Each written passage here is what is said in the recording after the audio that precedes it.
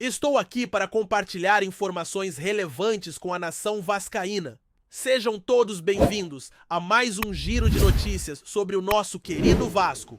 Hoje trago atualizações fresquinhas para você, torcedor, que acompanha o time em todo o Brasil, com as mais recentes informações e novidades sobre tudo que ocorre no dia a dia da nossa equipe. Vamos nos aprofundar na partida que acontecerá hoje, a qual marca a terceira fase da Copa do Brasil entre o Operário e o Vasco. O nosso time contará com retornos significativos, incluindo o Adson e o TT, que ficou fora por um certo tempo. Também teremos uma novidade no comando técnico, com a presença do treinador interino Felipe Loureiro no banco de reservas. Por isso, vamos detalhar todos os aspectos desse confronto de amanhã.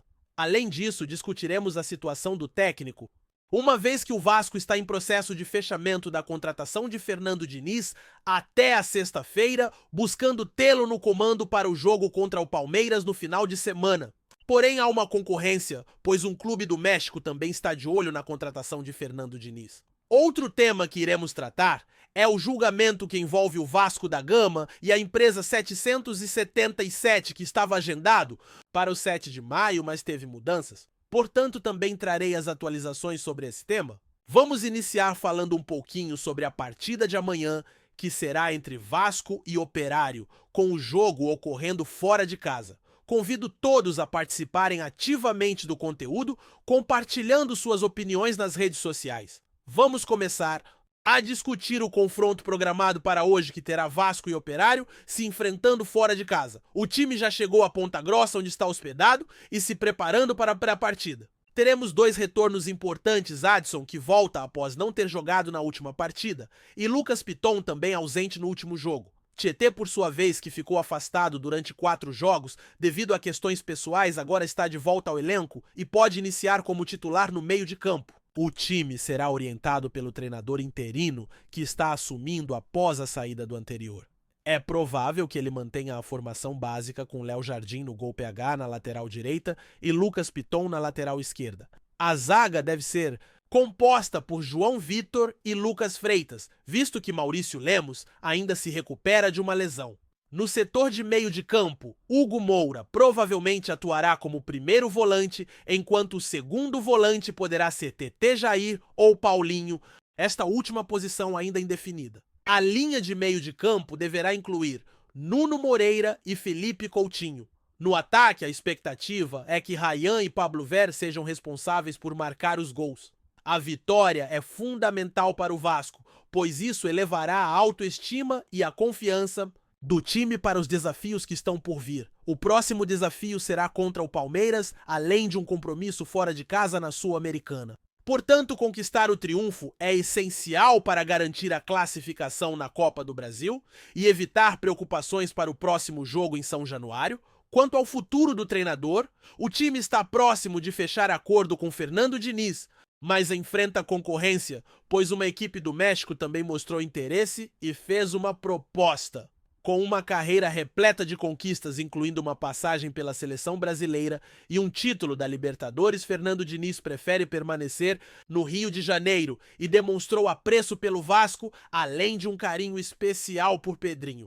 A expectativa é que o acerto aconteça até sexta-feira com Pedrinho, desejando que Fernando Diniz esteja presente no jogo contra o Palmeiras, que promete ser desafiador uma vez que o Vasco jogará em casa, mas numa nega-rincha diante de um dos clubes mais fortes do futebol brasileiro atualmente. Assim, é importante ficar atento às atualizações, pois a qualquer momento pode surgir um anúncio a respeito dessa contratação.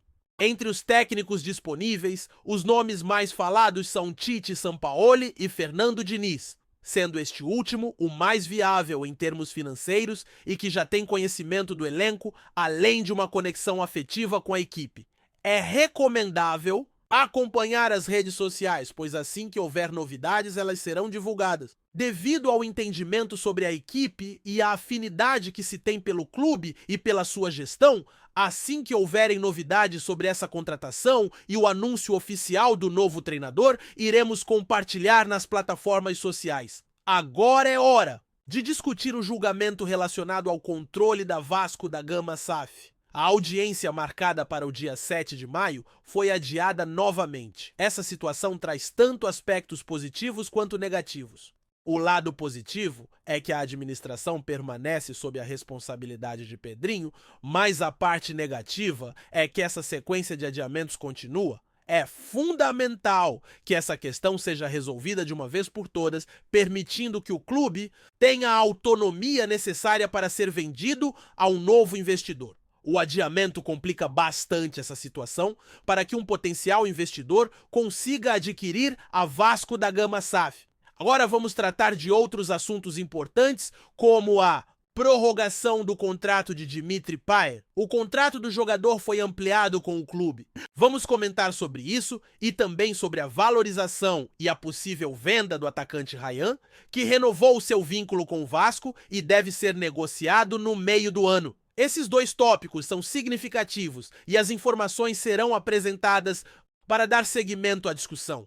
Portanto, fiquem atentos. Hoje temos um tema para abordar, na verdade, dois aspectos relacionados ao contrato. O primeiro diz respeito ao contrato de Dimitri Payet, que já foi mencionado anteriormente, esclarecendo que o vínculo do Payet não se extinguirá na data que se imaginava.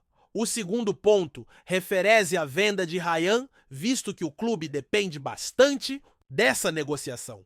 Considerando que ele é um jovem de 18 para 19 anos, com grande valorização especialmente após a conquista do Sul-Americano Sub-20, os valores continuam a aumentar.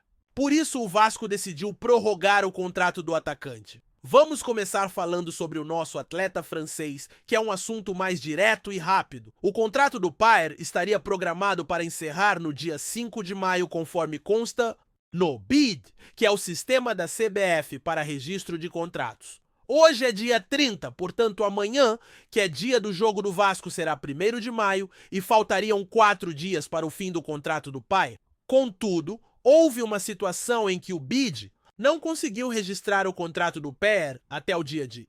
No entanto, como alguns podem lembrar, houve uma situação em que o BID não conseguiu registrar o contrato do jogador até uma data limite, que era no final de julho. De fato, o contrato se encerrava naquele mês, mas o registro no BID da CBF não foi possível até essa data. Dessa forma, essa questão permaneceu em aberto por um período e o assunto esfriou.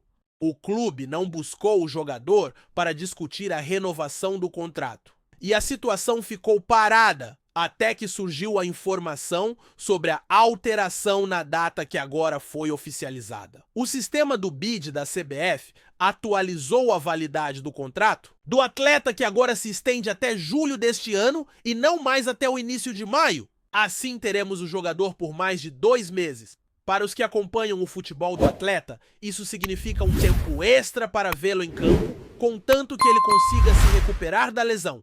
A expectativa é de que seu retorno ocorra em breve, para que possamos ter um desfecho à altura de sua trajetória pelo clube. É importante lembrar que ele está enfrentando outras questões além da renovação do contrato, lidando com complicações fora de campo.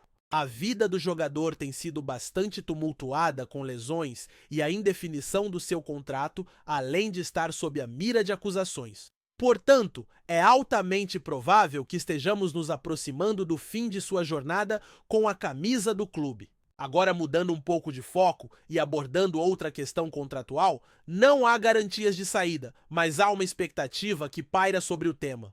Todos nós sabemos como essa expectativa pode se manifestar. Estamos falando de um jovem atleta que está quase completando 18 anos e já se encontra no time profissional há algum tempo, sendo frequentemente chamado para as seleções de base.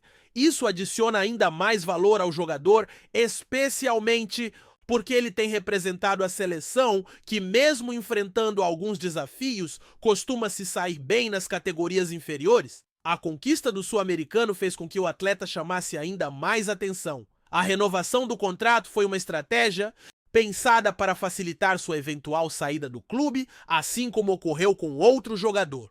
Para quem se recorda, um atleta fez uma excelente Série B e estava buscando uma transferência para um grande centro europeu, situação que se assemelha à do jovem, embora a diferença seja que ele subiu para o profissional mais cedo. Começou Sua trajetória no time principal aos 16 anos, e mesmo que sua passagem tenha sido um tanto irregular, ele teve mais tempo no cenário profissional. No caso do outro jogador, ele renovou seu contrato precisamente para evitar uma saída sem compensação, uma vez que seu vínculo encerrava no final de 2022. Ele poderia ter assinado um pré-contrato com qualquer clube a partir de meados de 2022. A situação do jovem é bastante similar. Para evitar que isso ocorresse sem que houvesse lucro para o clube, decidiu-se pela renovação, o que garantiria uma quantia em dinheiro e uma compensação caso ele fosse transferido para clubes europeus. O jogador já recebeu propostas que foram rejeitadas com a diretoria, afirmando que várias ofertas foram negadas para mantê-lo. A decisão foi de continuar com ele no clube, permitindo seu desenvolvimento e, eventualmente, viabilizando um retorno financeiro mais expressivo com sua valorização. Receberam algumas ofertas que chegavam a 2 dígitos para manter o atleta. Certo! Portanto, a escolha foi por conservar o jogador, já que a intenção é que ele possa ficar mais tempo na equipe, evoluir e possivelmente trazer um retorno financeiro ao clube, especialmente caso consiga um bom desempenho nas competições internacionais, já que a questão financeira é fundamental. Os mais otimistas acreditam que o ideal seria uma proposta que se aproximasse de 100 milhões. Não há certeza, mas a avaliação do clube gira em torno de 40 a 100 milhões. Embora seja uma margem ampla e especulativa, é nessa faixa que a venda do atleta deve acontecer. Pode aparecer um valor distinto, mas a justificativa para essa expectativa ficar entre essas quantias é clara o que se almeja. O clube busca um valor que oscilaria entre 40 e 100 milhões, sendo 100 milhões a quantia desejada e 40 milhões o mínimo aceitável em um cenário de necessidade. A situação já é complexa,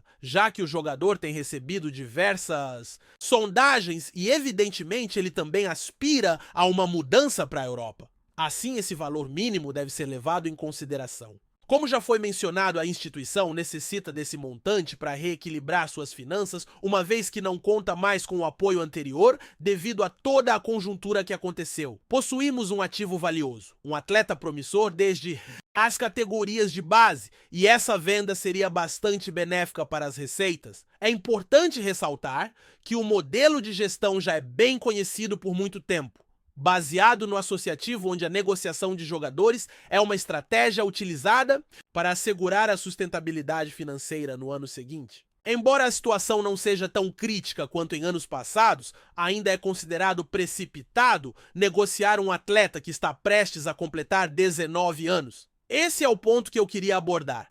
Essas são as informações principais. Temos 2 situações contratuais a serem resolvidas. Uma delas já foi solucionada e a outra está em andamento, visto que o atleta está próximo de ser negociado. E ainda não temos clareza sobre a data exata, mas a expectativa é que ocorra no meio deste ano, quando a janela de transferência se abrirá. Importante lembrar que houve uma tentativa de contratar um atleta do Sul-Americano Sub-20 que pertence a um clube europeu. Já foram feitas referências a ele em transmissões anteriores. As negociações estavam bem avançadas, mas acabaram não se concretizando. Antes de continuarmos, já te convidamos para se inscrever no canal Colina News e deixar seu like, assim você fica por dentro de todas as novidades do Vascão de forma exclusiva. Bora continuar!